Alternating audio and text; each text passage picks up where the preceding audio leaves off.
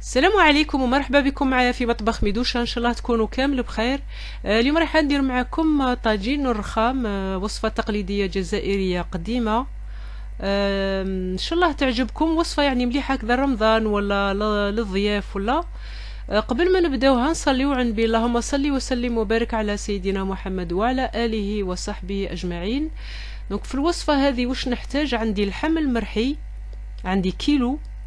ندير له شويه ملح، حبه بصله صغيره رحيوها، ما ترحيوهاش بزاف حتى تعود فيها الماء، رحيوها غير هكذا رقيقه بصح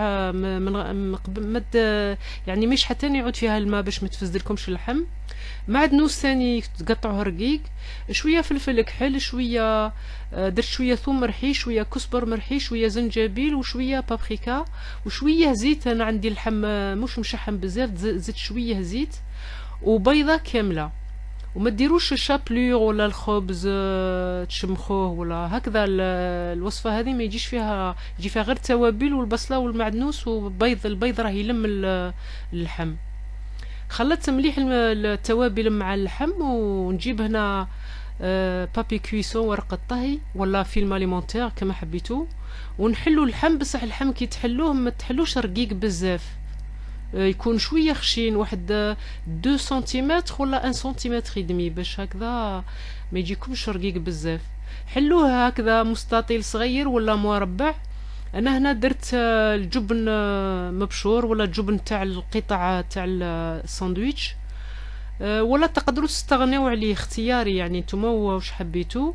وعندي هنا بيض مسلوق، بيض مشرشم. وكي طيبوه البيض بشرشم هذا ما طيبوهش بزاف حتى الصفر يدير القشره الخضراء هذيك. طيبوه واحد ماكسيموم 8 دقائق راه يكمل يطيب مع اللحم. ولموا مليح مليح وزيروا رولي واللحم والبيض والجبن كما قلت لكم الجبن اختياري، يعني الوصفه الحقيقيه ما فيهاش الجبن الداخل. وما يديروش رولي، يديروا كل بيضه يلموها بشويه لحم، يغطيوها باللحم المرحي. مي هكذا يجينا سهله، ونلوحو في الفرن يطيب يعني بسرعه ويجي مليح ثاني. روليوه مليح وزيروا مليح، ولا صبتو سوديو حتى اللحم باش ما يخرج لكمش الجبن، ما اذا كيذوب ما يخرج لكمش من اللحم. وهكذا في البابي كويسون عقدوه منا ومنا، وزيدوا عليه الالومنيوم. انا الالومنيوم تاعي مش عريض بزاف، ندير زوج باش نلمو مليح. والفرن راني شعلته على 200 درجة، نطيبه في الفرن حوالي ساعة يطيب، يعني في ساعة يطيب. ما لازمش طيبوه ثاني بزاف بزاف حتى يولي قاسي. فوالا هنا راح نديرو فيه ان بلا تاع لي غراتان ولا اي بلا عندكم، مش شرط ديرو كما هذا. ونزيد شويه ماء سخون منا ومنا، ما ديروش الماء بزاف، ديرو غير شويه، وندخلو يطيب كما قلت لكم حوالي ساعه. وهنا نروح ندير المرقه اللي رافقها مع طاجين الرخام ولا مع رولي تاع اللحم. درت شويه زبده وشويه زيت يسخنوا مليح، ونقلي فخذ دجاج فيهم، ولا قليو ثاني منا ومنا. ومن بعد نزيد عليه البصل، بصله ثاني رحيوها ولا قطعوها رقيقه، نديرها تتقلى مع اللحم وزوج فصوص ثوم. والثوم تقدروا ثاني تستغنوا عليه، يعني مش شرط ديروه. عندي هنا الشامبينو ثاني تقدروا تستغنوا عليه، انا عندي هنا في الدار درتو. رايحه نزيد الزيتون يعني من بعد معاه. مي الشامبينو ثاني اختياري، مش شرط ديروه. درت نفس التوابل اللي درتها في اللحم، صوف زدت شويه توابل تاع الدجاج. وخليت الشامبينيون ثاني يحب يتقلى، خليه يتقلى شويه مع اللحم والبصله، ومن بعد مرقوا مليح، غطيو الدجاج ونقصوا النار وخليوه يطيب حوالي 30 دقيقه حتى ل 45 يطيب الدجاج تاعكم مليح. ونزيد وهنا خليو يعني اللحم هاو يطيب في الفرن، ولا صوص تاع الزيتون هاي يطيب فوق النار فوق الغاز. وهنا نجي نحضر واحد لاصوص ندهن بها الرولي تاع اللحم تاعي، فيها كيتشوب وفيها صوص صوجا وفيها شويه عسل وشويه بوطارد. هذا ما كان خلطوهم مليح مليح.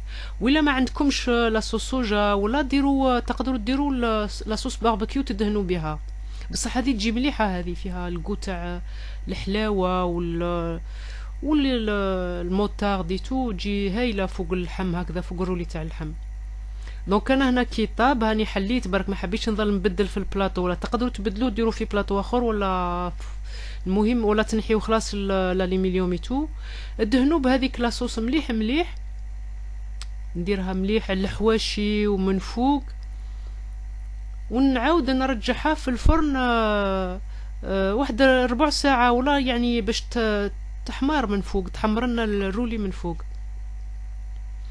نخليه هي حمار في الفرن، قلت كما قلت لكم ربع ساعة. هنا المرقاي طابت، نحيت شوية درتو، خليتها بردت مليح هذيك اللي في البول، درتها خرجتها من الطنجرة وخليتها بردت، باش كي نديرها على صفار البيض ما طيبوليش، ما تفسدوليش، صفار البيض ما يحبش المرقة حامية. وديروا نص عصير ليمونة مع الصفار، نص برك، ما ديروش بزاف باش ما تجيكمش المرقة حامضة.